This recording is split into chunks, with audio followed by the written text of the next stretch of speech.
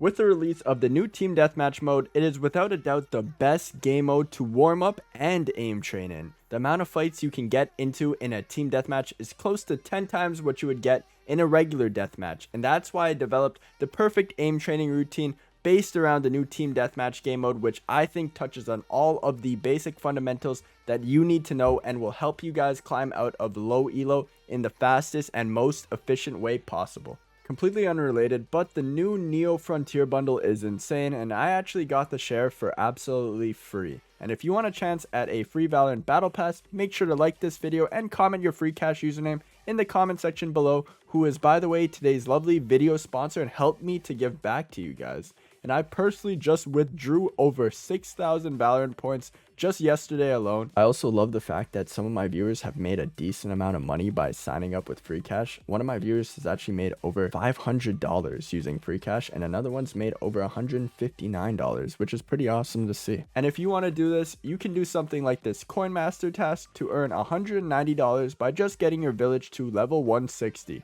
Simple as that. Or you can do something faster like installing Opera GX, and you'll make $2 from this in a matter of seconds. I currently have over $200 in my balance right now, and on average it only takes users about 17 minutes before they can make their first withdrawal. Once you've earned enough money on free cash to turn it into Valorant points, head over to the cash out page and pick Valorant. Then choose your gift card amount and click withdraw. Your code will pop up on screen, and then you can take this code and go to the prepaid gift card section on Valorant and just paste in your code. And just like that, you've earned some free skins. For a chance to open a gift box with up to $250 in it, join now from the link in the pinned comment or description. Now let's get right back to the video. Now let's talk about pre-aiming. This is when you position your crosshair on a wall before peeking an angle so that when you strafe out, your crosshair placement is exactly where an enemy's head would be. So you don't actually have to move your mouse at all to get the frag, and you can just get some easy headshots.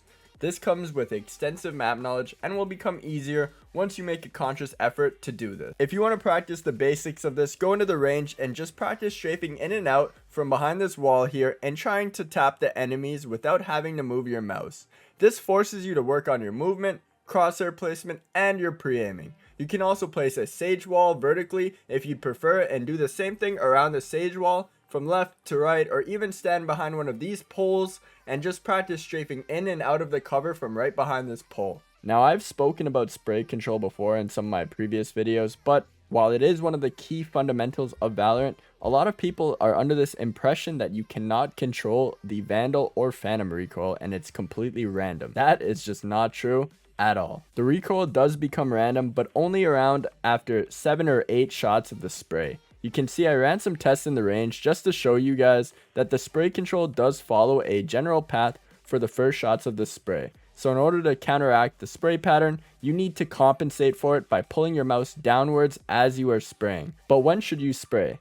I'd say as long as the enemy or target is within 15 meters, it's acceptable to spray, but it's also important to recognize crouch spraying does make you a static target, which makes you easier to hit, so you should only commit to a crouch or a spray if it's an isolated 1v1 fight at close to medium range, where you know that an enemy can't peek you to trade you after. Spray transfers are another part of spray control that I don't often see touched on because so many creators are constantly telling you guys that you cannot control the spray. And I feel it can be very beneficial in certain situations where you don't have time to actually reset your recoil. Once you understand how to spray efficiently, I simply start a spray on a bot and then aim at a different bot while still controlling the spray to practice my spray transfers between the targets. This mechanic is very situational, but there will definitely be certain situations where this will come in handy for you. Our final and most important key fundamental of Valorant is a concept you may have heard of called dead zoning, but I'm gonna try to go as in-depth as possible in case anyone is currently confused about how it works. Essentially, it's this: if you are moving, your shots will not be accurate, but if you stop your movement, you will be accurate. The most important mechanic to learn in Valorant is burst strafing, and this is when you strafe to the left or right, stop your movement, and burst in the small window of time that you are fully accurate, and instantly continue your movement. The small window of time when you are able to shoot a burst while being accurate is the dead zone. but it's honestly quite difficult to get the timing of this down, and it's going to take a lot of practice. Now, to practice dead zoning, first we need to learn the timing. Make sure to have your shooting error graph turned on or the movement accuracy error crosshair setting turned on so we can visualize when we are inaccurate because of our movement. Set the range target to 20 meters and practice on the range target just strafing and stopping while shooting a burst. Don't try to rush this, try to be as accurate with your burst as possible and aim at the exact same point. Once you get the hang of this concept and the movement, start to speed up the process so we can practice how we would do this in a real game scenario and repeat this until you feel comfortable. Once you feel comfortable and that you truly understand this concept, try and do it as fast as possible. Don't worry if you mess it up at any point, as I still don't do this perfectly as a Radiant player. Another thing that I notice frequently during my coaching session that all of the lower ranked players are doing, typically players will shift peek angles because they are trying to peek without actually making a sound cue and letting the enemy team know where they are. But what if I told you that you can clear all of the common angles without making a sound cue? There's a slight buffer where you can take a single step without making a noise, and I'm going to play some footage real quick so that you guys can take a listen.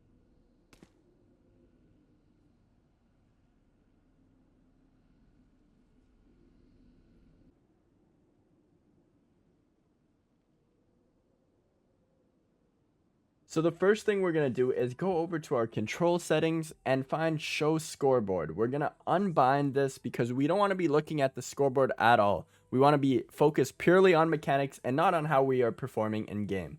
After that, we are going to go to our actions, find crouch, and unbind it. Crouch spraying can actually be good, but when you don't know when to crouch spray, we have a problem. And since, in my opinion, learning how to burst strafe is way more important than learning how to crouch spray, that is what we are going to work on in this aim routine. Now for this part of the routine, let's start off by going into a team deathmatch. Next, make sure to lock a duelist since we don't want to have to worry about using our utility. We just want to be focusing purely on building our basic fundamentals for taking aim duels and strafing as efficiently as possible. So deathmatch has 4 stages, which allows us to practice using different weapons against players using very similar weapons as well.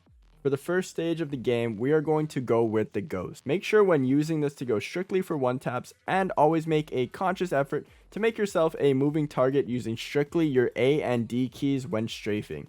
This works on your movement, crosshair placement, and aim while also helping you improve your accuracy for pistol rounds in the future. For stage 2, we are going to go with the Sheriff because this weapon is fairly punishing for having movement and accuracy while also allowing you to train your understanding of the movement mechanic. And this also highlights how strong a weapon like this is when you are accurate. For stage 3, we are going to be using the Guardian since this is also another weapon that rewards you for having good accuracy and having good movement. Focus on staying a moving target at all times if possible, while also trying to be as accurate as possible and going for one taps. For the 4th stage, we are going to go with the Vandal, of course, so we can practice our burst strafing. This mechanic is the absolute most important one in Valorant in my opinion.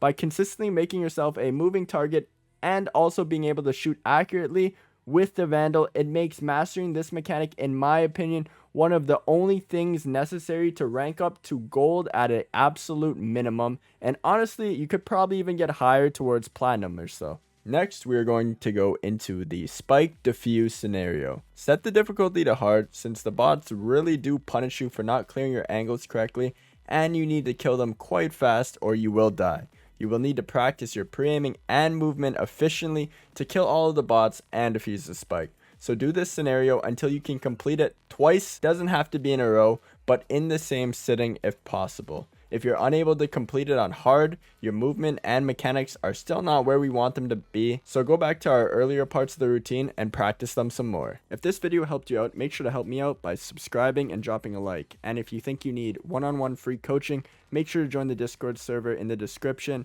I do all of my coaching live on Twitch, and I hope you guys enjoyed, and peace out.